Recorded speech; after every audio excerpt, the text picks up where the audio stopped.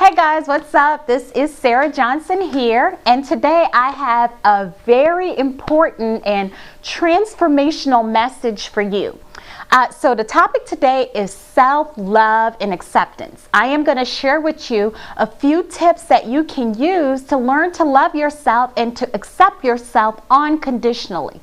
So, a lot of the quote-unquote challenges that we face in our lives are such as poor health, stifled creativity, unfulfilling relationships, or a lack of money. I think a lot of those challenges are as a result of us not fully accepting and loving ourselves. So I think I would term myself as being a master in this area because for most of my childhood and adult life, I never accepted myself. I was so caught up in other people's opinion of me, and it really played out in my life and, relationships and, being broke, etc., etc. So self-love to me is having an expression, a deep adoration for ourselves, no matter what is happening in our lives. So we accept the good, the bad, and the ugly. And if you've read the book by the late Debbie Ford, she co-authored a book with Deepak Chopra and Marianne Williamson that talks about the shadow effect. And in that book, the basic message is that we need to accept all of ourselves, no matter if we were an alcoholic or we are an alcoholic or whatever the case may be, any negative aspects of ourselves. If we look at ourselves as being fat, being skinny, whatever, we need to accept ourselves fully, because it's not until we begin to accept ourselves fully that we see a transformation in our lives. So once we begin to accept ourselves, our lives will change. So here are a few tips that you can use to begin to unlearn the negative programming that is embedded in our consciousness and begin to love ourselves as we are. So one of the first step basically is deciding that you are going to love yourself. So making that decision. And making a decision means that you get rid of all other possibilities. So you cut off all other possibilities. So you cannot make a decision that you're going to love yourself and tomorrow you're beating yourself up. That's not how it works. You have to be steadfast in doing the internal work of loving yourself. The second thing is to do the cultivation. You have to go within and be brutally honest with yourself and begin to make the shift. So here are the few tips that I have for you.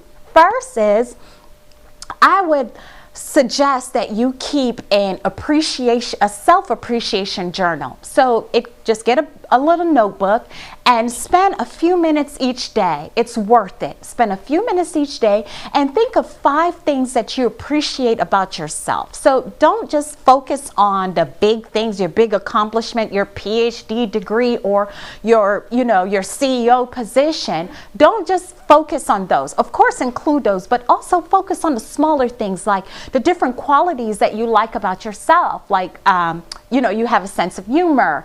For me, a lot of people tell me that I help them to change their perspective. I help them to see things another way. That's a positive quality. That's a quality that I appreciate about myself. So I'll write that in a journal. Maybe you are an excellent parent, or maybe you're a parent that's learning or that's evolving and becoming a very great, excellent parent. You want to write down traits about yourself that you embrace, okay? The second thing that I suggest is to invest time in yourself. You need to invest in cultivating your mind, cultivating your spirit, becoming the best version of yourself. So what does this mean? I suggest that you spend between 30 and 60 minutes each and every day. You can do it in the morning, you can do it midday, you can do it in the evening. Your choice. Spend that time and read material that's going to uplift your spirit, study professional material that helps you to change the perspective of yourself. You know, one thing that I do is I have a 30-minute drive to work every day. 30 minutes from work, 30 minutes.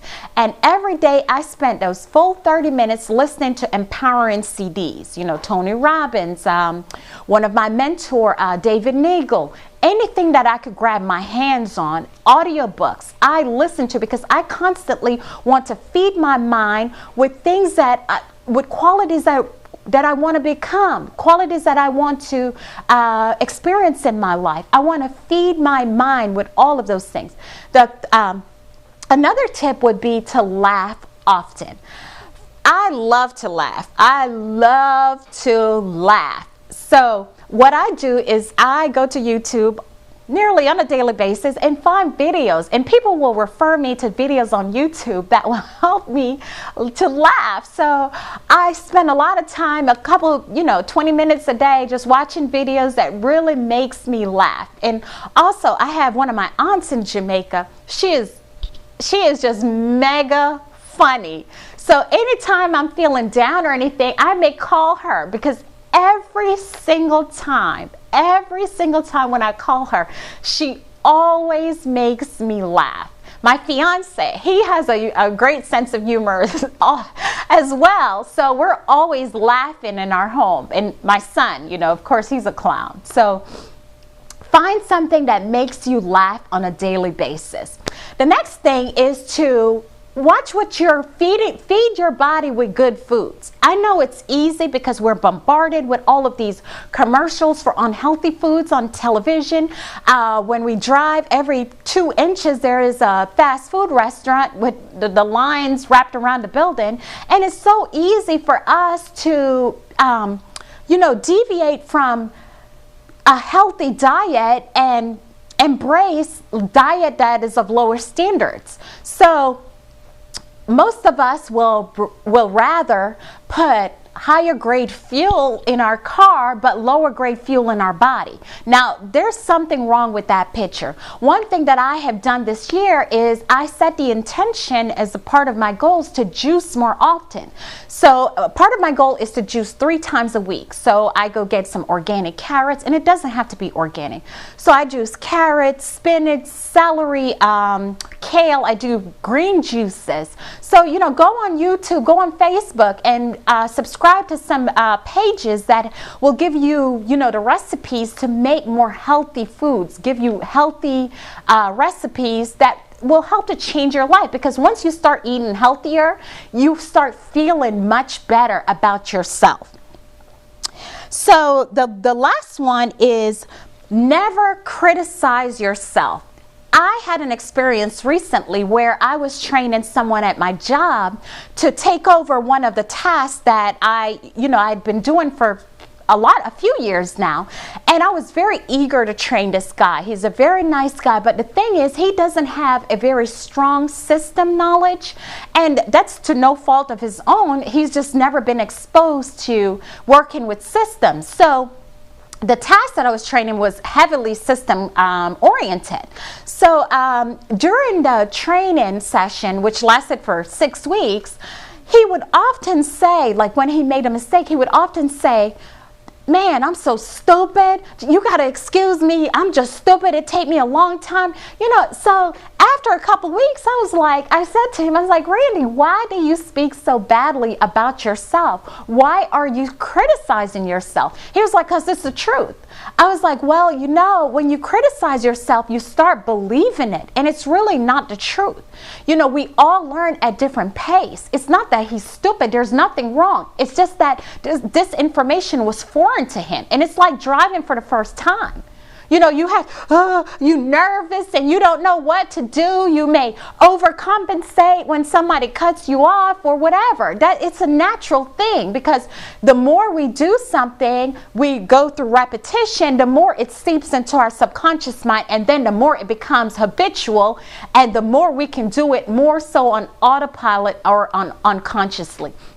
So I mentioned to him that one thing that I heard the preacher a preacher say is that whatever comes after I am, so if you say I am stupid, I am fat, will come looking for you. This was, I think it was Joel Osteen on Oprah, the Life Class. And that has stayed with me for a long time. So we have to be careful of how we're criticizing ourselves, because we don't accept other people to criticize us, but we accept it for ourselves. We need to hold ourselves in a higher standard with ourselves as we do with other people. So there you have it. These are a few tips that will help you to unlearn that negative self-programming, that negative self-belief that we have about ourselves, where we can transform our lives by embracing who we are right now, because it's not until we begin to accept who we are at this minute, in this moment, in the now, that we're able to change tomorrow. So I hope this was of value to you. I would love, love, love to get your feedback. What are you doing to love yourself? Tell me about your journey from self-hate to self-love, or have you begun that journey? I suggest you do right now. Thank you, and I will see you on the next video.